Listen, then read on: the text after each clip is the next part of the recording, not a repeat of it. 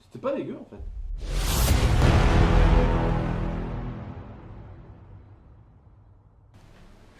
Salut et bienvenue sur notre nouvelle chaîne.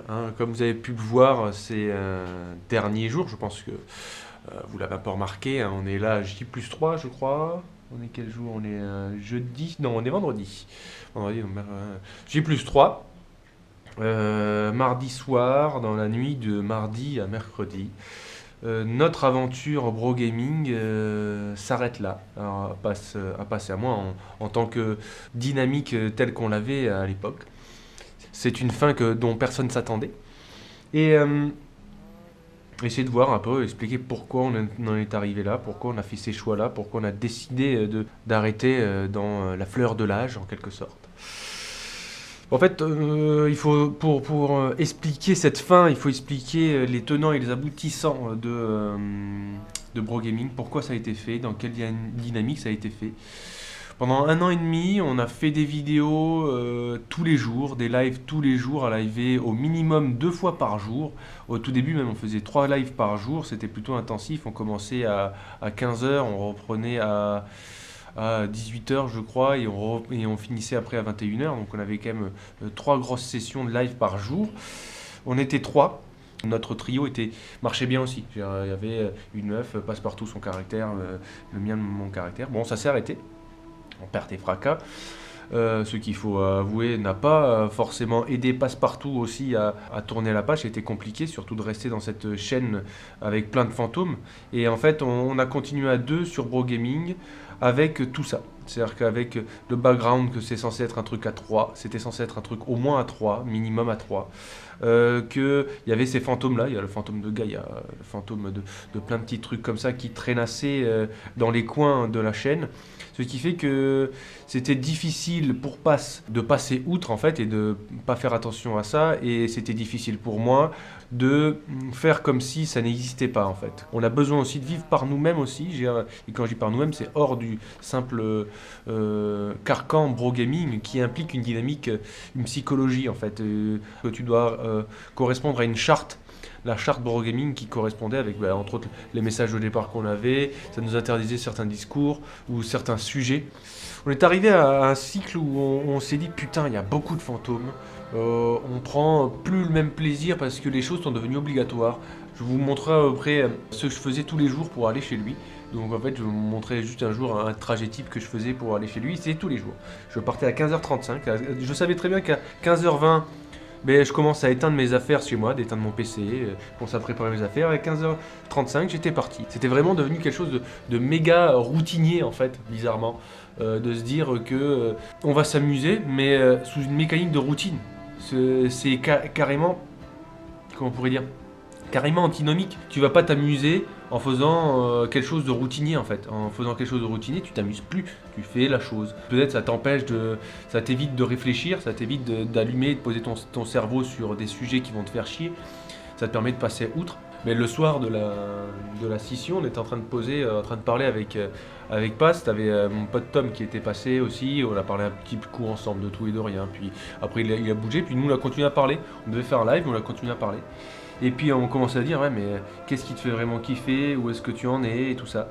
Et on commence à poser vraiment les sujets. Puis moi je pose une ou deux questions à Passepartout. Passepartout j'entends dans sa réponse le fait qu'au final tu sais qu'il a un poids quelque part très fort. Et puis je fais putain c'est bizarre, c'est à peu près le même poids que moi tu vois. Donc on continue à discuter dans la discussion. Puis on se rend compte que on est au même point. Puis là t'as Passepartout qui dit ah ça serait bien de changer de nom.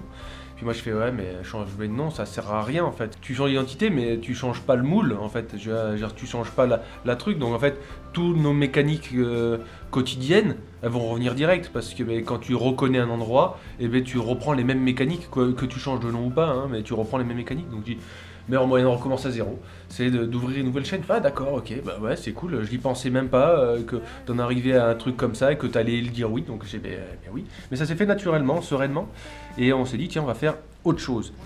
L'idée voilà, maintenant on a arrêté Bro Gaming, Passepartout et moi. C'est-à-dire qu'après moi ma volonté principale encore que j'ai avec Bro Gaming c'est j'aime quand même le message et l'identité que vous voulez lancer Brogaming. Alors, il faut vraiment pas dire qu'on a arrêté Brogaming parce que ça nous faisait chier et qu'on correspondait plus à ça. C'est juste que dans la dynamique où on était à deux en duo, Brogaming ne nous correspondait plus réellement. Après, ça veut pas dire que je ne suis pas d'accord avec ce que propose Brogaming, le message de Brogaming. Au contraire, c'est tout ce que je kiffe, c'est de cette idée du gaming communautaire, pas communautaire, même de communautaire, ça fait froid, mais vraiment de cette place où en fait tu as un endroit où tu peux kiffer et geeker avec des gens. Donc j'ai continué envie de le faire vivre. Après voilà, ça, je peux avoir l'envie si c'est pas le cas de vous, c'est pas le cas de la communauté qui sera derrière et des gens qui veulent le faire vivre derrière, ça n'a aucun intérêt, tu vois, bien entendu. Hein. Le truc c'est que si on dit, par exemple, alors je vais dire des noms, hein, même s'il faut pas lire, mais si on propose à du Maroud, si on propose à du Happy, à du Ferry, à d'autres petits jeunes, même du Yasgard que j'aime bien, il fait des montages sympathiques, peut-être qu'il peut exprimer quelque chose aussi via cette chaîne-là. Peut-être que s'ils ont envie de pouvoir faire des streams et s'approprier aussi cette chaîne-là, parce qu'il faut se dire que nous avons toute une communauté qui a été là pendant un an, qui s'est amalgamée, qui a construit vraiment une personnalité, une vie, et donc de laisser cette place dépérir, c'est comme abandonner, je sais pas, un ancien bâtiment de l'époque qui avait trop de la gueule et qui ont dit ah merde, ouais, mais bon, il n'y a plus d'utilité donc on l'utilise plus. Mais si, rien que le fait qu'il est là et qu'il y ait ces murs qui soient posés, c'est intéressant. Donc voilà, à peu près les projets qu'on veut faire en fait, hein, c'est de se focaliser plus sur des formats qui essayent de nous ressembler. Alors on va essayer d'aborder des sujets un peu différents. Je pense qu'on aura des lives. On va faire des lives sur la chaîne. Je pense qu'ils vont, comme on en a parlé avec Passepartout, ils vont être, comment ça s'appelle, en non répertorié. C'est-à-dire que ça sera du pur live. C'est-à-dire qu'il n'y aura plus de rediffusion. Chaque instant en live sera vraiment un instant voilà, éphémère, temporaire. Si tu as envie de le voir, tu le vois, donc tu viens.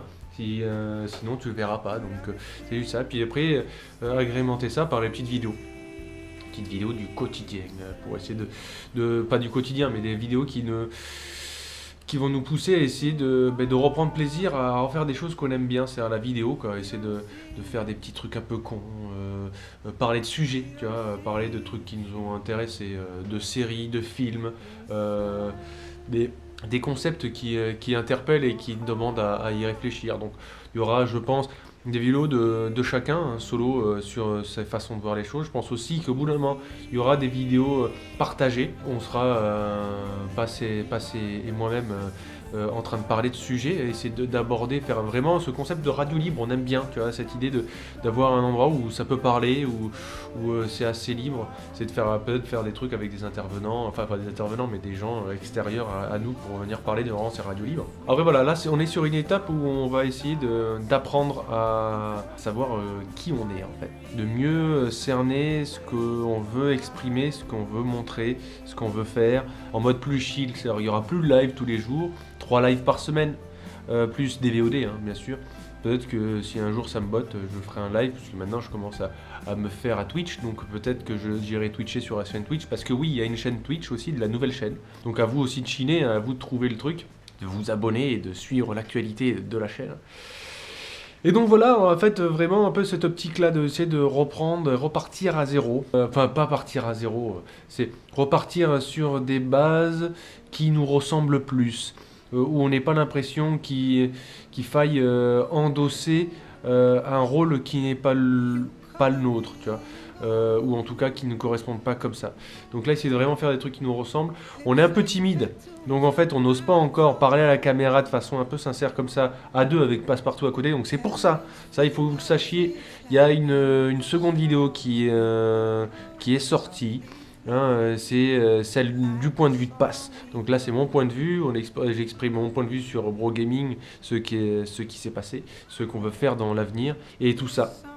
Passepartout a aussi son point de vue, donc n'hésitez pas à aller faire un tour sur sa vidéo, hein. Laissez un petit commentaire également, laissez un pouce si vous aimez, hein. C'est un pouce bleu si vous aimez bien, avec un petit commentaire aussi qui va avec, et un pouce rouge si vous n'aimez pas, avec le petit commentaire qui va avec. Bon après, voilà, vous êtes libre de faire ce que vous voulez, vous êtes majeur et vacciné, hein.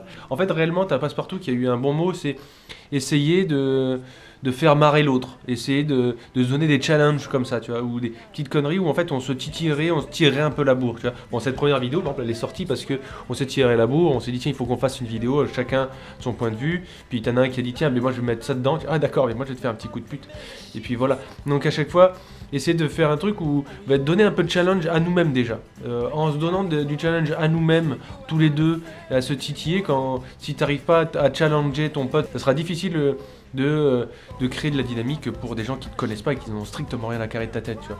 Donc voilà, donc déjà, reprenons les bases, refaisons-nous plaisir, faisons des petites vidéos. Il y aura plein de trucs, on va essayer de tester des trucs. Alors moi j'ai quelques idées, personnellement, après je peux pas me mettre à la place de Passepartout, je sais que Passepartout a aussi plein d'idées aussi dans la tête, on sait pas encore comment les mettre en place. Essayer de faire des petites vidéos qui permettraient de présenter en fait ces petits menus plaisirs de cinéma, parce que le cinéma, il faut l'avouer, ça reste quand même une de mes essences principales, hein. J'ai fait un bac plus 6, enfin un bac plus 5 parce que je n'ai redoublé une année, c'est pour ça que j'ai dit bac plus 6.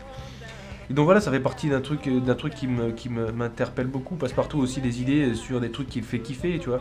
C'est un gros bouffeur d'internet, donc tout ce qui se passe sur internet, ça peut être intéressant aussi de voir tout ça. Donc voilà. Vous voyez, vous avez un peu les tenants et les aboutissants de cette nouvelle chaîne. Alors bienvenue quand même dans cette nouvelle chaîne, hein. J'espère que ça vous fait kiffer de nous voir sur cette dynamique-là. Vouloir faire des trucs un peu différents, essayer de nous bouger différemment, être plus interactif et être moins sur... pas de laisser aller, parce que c'est pas du tout un laisser aller, à faire des rythmiques comme on l'a fait avec Bro Gaming, il faut y aller. Mais c'est chercher la facilité. Faire un live, c'est cool, mais c'est facile quand t'as pas d'autres idées, quoi, tu vois, t'as pas d'autres idées, donc tu vas faire un live. Et donc voilà, donc ça marche bien un temps, mais quand tu le fais 600 lives, nous au coin sur Bro Gaming, on doit être 800 ou 900 vidéos sur une année de stream. C'est énorme, une chaîne qui fait 800 vidéos sur une année de stream, c'est un truc de gueule, hein. Enfin, c'est trop même, tu vois. Donc au moins potentiellement essayer de retrouver un vrai plaisir, essayer de retitiller un peu la créativité qu'on a chacun de nos côtés, et puis pour nous aussi nous tirer la bourre tous les deux, quoi. Essayer de faire un truc qui nous fasse plaisir. Aérer un peu la tête, c'est trouver des moyens de s'aérer la tête et puis voilà, et puis de vraiment partager en fait des trucs vraiment entre nous, quoi. Donc voilà, les gars, j'espère que cette nouvelle aventure va vous faire kiffer. Si vous n'avez pas vu la vidéo de passe, n'hésitez pas de ce pas à vous jeter dessus, hein. C'est toujours intéressant d'avoir tous les points de vue et tous les regards sur la situation. On se dit à très vite, soit pour un live, donc soyez aware pour capter le live au bon moment. Et à la prochaine sur une autre prochaine vidéo où on va essayer de faire des trucs intéressants. En tout cas, voilà. En tout cas, les gars, à plus. C'est un plaisir. C'était Ridvo pour Read and Pass. Donc, au plaisir. Et à très vite, les gars.